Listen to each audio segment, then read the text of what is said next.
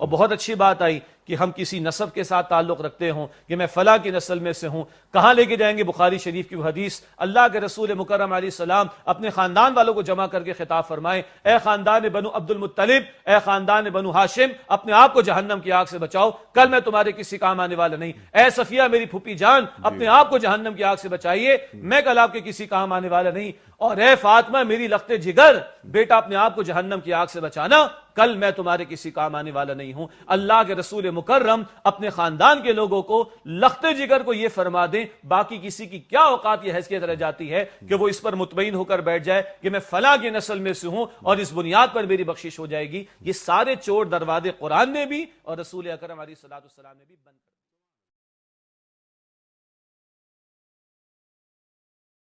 بسم اللہ الرحمن الرحیم نحمدہ ونصلی ونسلم علی رسولہ الکریم.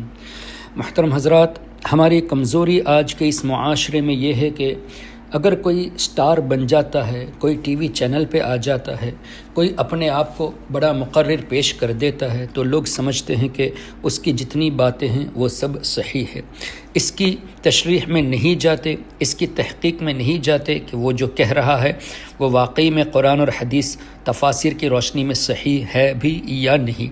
مثال کے طور پہ نبی کریم صلی اللہ تعالی علیہ وسلم کو جب اللہ تبارک و تعالی نے حکم دیا، سورہ شعراء میں یہ آیت کریمہ ہے جو مکہ شریف میں نازل ہوئی، وَأَنذِرْ عَشِيرَتَكَ الْأَقْرَبِينَ، اور اے محبوب اپنے قریب تر رشتہ داروں کو ڈراؤ، جس پر نبی کریم صلی اللہ تعالی علیہ وسلم نے تمام لوگوں کو بلایا، کوہ صفا پر چڑھے اور اس طرح اعلان فرمایا، اے قریش کے لوگوں، اپنے آپ کو جہنم کی آگ سے بچاؤ، میں تمہیں اللہ کے عذاب سے نہیں بچا سکتا.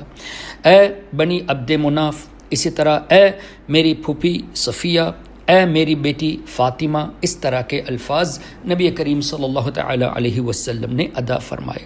اب اس حدیث پاک کو لے کر یہ کہنا کہ نبی کریم صلی اللہ علیہ وسلم جب اپنی بیٹی کو نہیں بچا سکتے تو ہمیں اور آپ کو کیا بچائیں گے، یعنی یہ بھی تاثر پیش کرنا کہ کسی کی نسبت کام آنے والی نہیں ہے.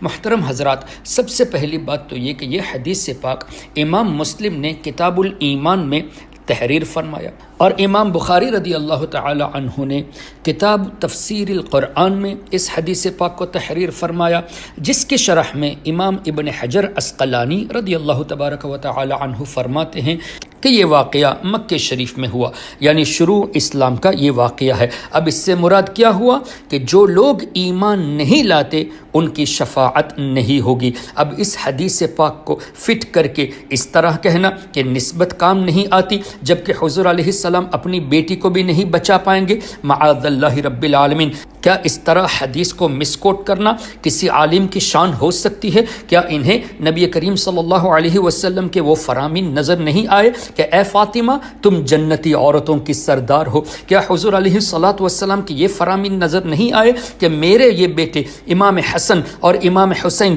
رضی اللہ تعالی عنہما جنتی نوجوانوں کے سردار ہے؟ کیا عشرہ مبشرہ کی حدیث ان تک نہیں پہنچی کہ حضور علیہ السلام نے انہیں جنت کی بشارت دی؟ کیا حضرت ربیعہ رضی اللہ تعالی عنہ کی حدیث نہیں ان کو پہنچی جہاں سیدنا ربیعہ رضی اللہ تعالی عنہ نے حضور علیہ السلام سے مانگ کر جنت بھی لے لی اور جنت میں حضور علیہ السلام کی رفاقت بھی لے لی؟ یہ حدیثیں انہیں نظر نہیں آتی؟ یقیناً نظر آتی ہے. بات دراصل یہ ہے کہ نسبت کی بات آتی ہے تو ان کے چہرے بگڑ جاتے ہیں اور یہ جان بوجھ کر قرآن اور حدیث کو مسکوٹ کر کے لوگوں کو نسبتوں سے دور رکھنے کی کوشش کرتے ہیں. نبی کریم صلی اللہ تعالی علیہ وسلم سے نسبت تو بہت بڑی بات ہے. اللہ تبارک و تعالی نے نیک لوگوں سے نسبت جوڑنے کو حکم فرمایا. کیا سورہ توبہ کی یہ آیت نظر نہیں آئی؟ یا ایھا الذین آمنوا اتقوا اللہ وکونوا مع الصادقین، اے ایمان والو اللہ سے ڈرو اور سچوں کے ساتھ ہو جاؤ. کیا اللہ تعالیٰ نے یہاں نسبت جوڑنے کی بات نہیں فرمائی؟ نبی کریم صلی اللہ علیہ وسلم کی یہ دعا ان کو نظر نہیں آئی کہ حضور علیہ السلام نے یہ دعا تعلیم فرمائی، اللہم ارزقنی حبک وحب من یحبک، اے اللہ تو تیری محبت بھی عطا فرما اور ان کی محبت عطا فرما جو تجھ سے محبت رکھتے ہیں. کیا نیک بندوں سے نسبت جوڑنے کی دعا حضور علیہ السلام نے ہمیں تعلیم نہیں فرمائی؟ اور کیا نبی کریم صلی اللہ علیہ وسلم کے اس طرح کے فرامین موجود نہیں ہیں کہ سیدہ سیدہ فاطمہ رضی اللہ تعالیٰ عنہ، سیدنا امام حسن، سیدنا امام حسین، ان لوگوں سے محبت کرنے والوں سے اللہ تعالیٰ محبت فرماتا ہے، اور جو ان سے بغض رکھتا ہے اللہ کی ناراضگی پاتا ہے۔ کیا یہ حدیث نسبت والی ان کو نظر نہیں آئی؟ کیا نبی کریم صلی اللہ تعالیٰ علیہ وسلم کے یہ فرامین نظر نہیں آئے کہ میری شفاعت میری امت کے بڑے بڑے گنہگاروں کے لیے ہے؟ تو میری امت کہہ کے کیا حضور علیہ الصلاۃ والسلام نے نسبت نہیں جوڑی؟ اور کیا یہ حدیث پاک نظر نہیں آئی کہ جب حضور علیہ الصلاۃ والسلام کی بارگاہ میں ایک صحابی نے آ کے عرض کیا